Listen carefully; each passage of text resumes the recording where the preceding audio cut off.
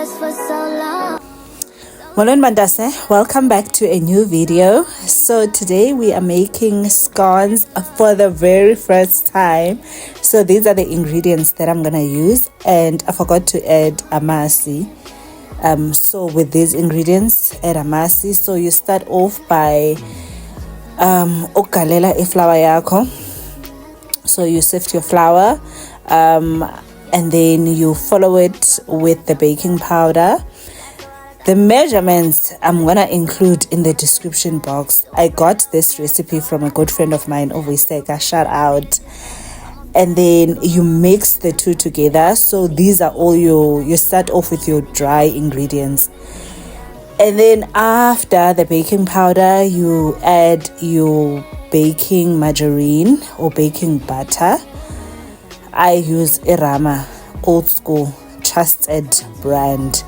And then you mix that. You must mix it until the flour, like your flour and baking powder mixture, is fully mixed together with the butter.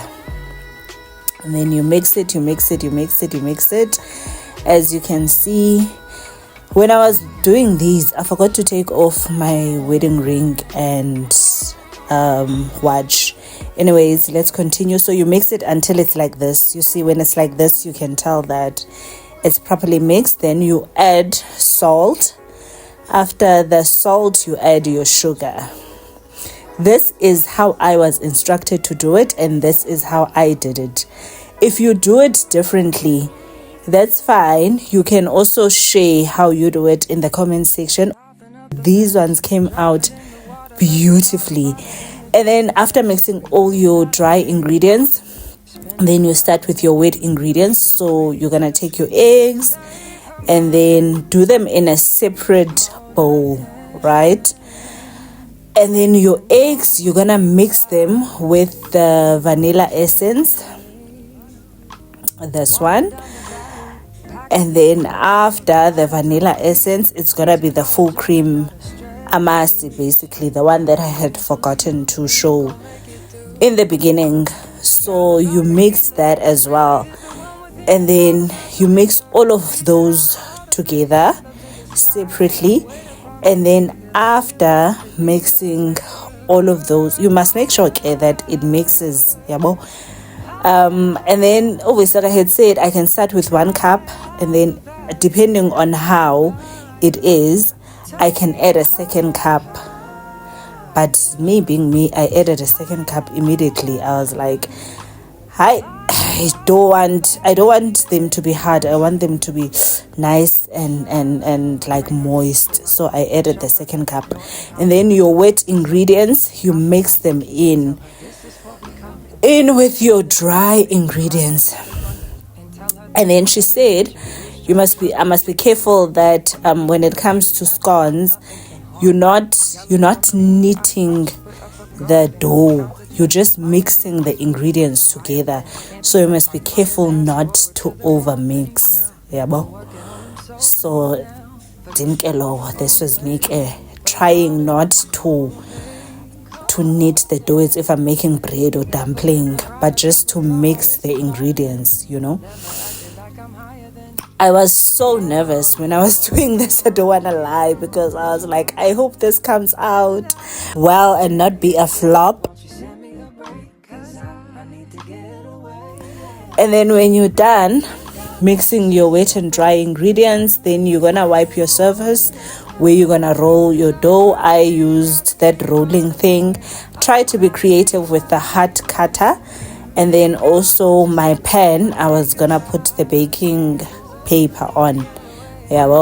So you get your dough ready, then you roll it out to flatten it. If you don't have this rolling thing, you can use a glass. Even if you don't have a cutter, you can use a cup or a glass. And if you don't have baking paper, you just put butter or margarine on your pan.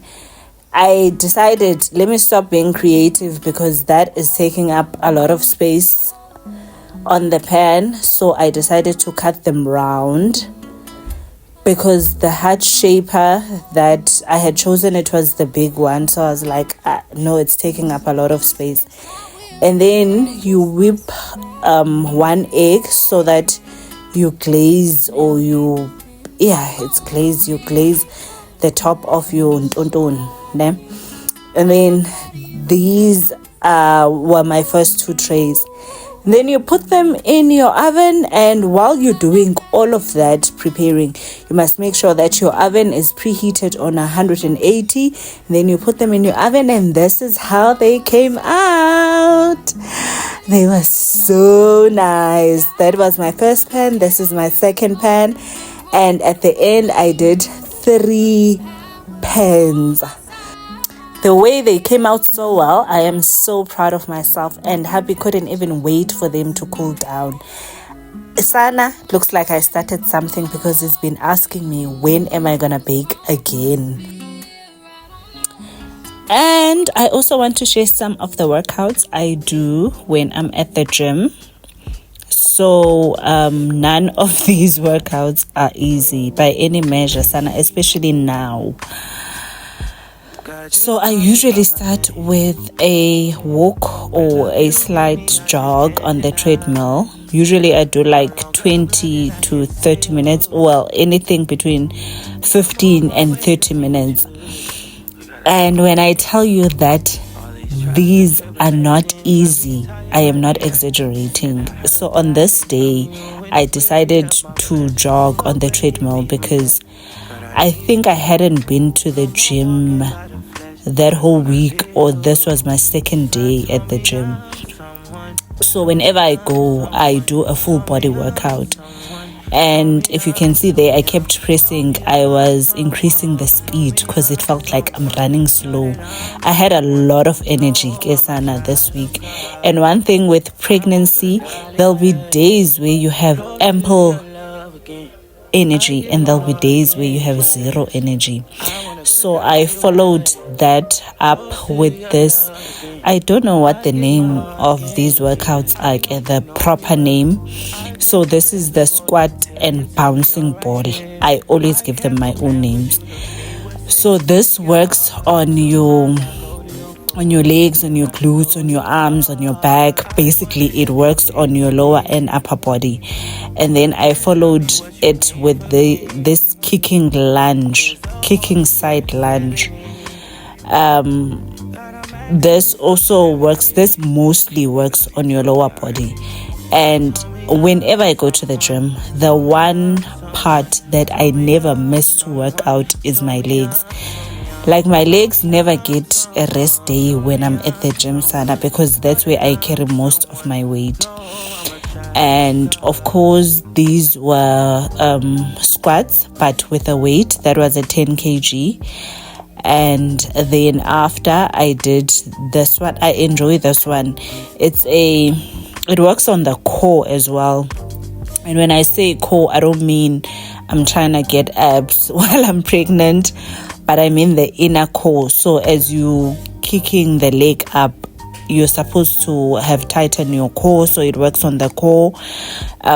If you are not pregnant, it will be very good for your lower tummy, that excess fat usually in the lower tummy. And then this one, I don't know what it's called. I call it the burning exercise because, Sana, it makes my thighs burn. So I do that one where both my hands are up, and then I alternate the weight. That was a 5 kg. After that, I decided, let me close it with a bang. I did not think I can still skip rope in my 3rd trimester, guys. But when I did this and I could still lift my legs, I felt like Mrs. Tazan Sada. I felt like I am able, Nyani, to do all things through Christ, because what? Anyway, this was a great, I felt so good after this workout. It was a great gym session. And as I said, my energy levels were on 100. But let me tell you, the following morning, I was walking like a penguin again because I really pushed myself. But rest assured, the baby was not harmed by any of these exercises. Thank you for watching. Bye.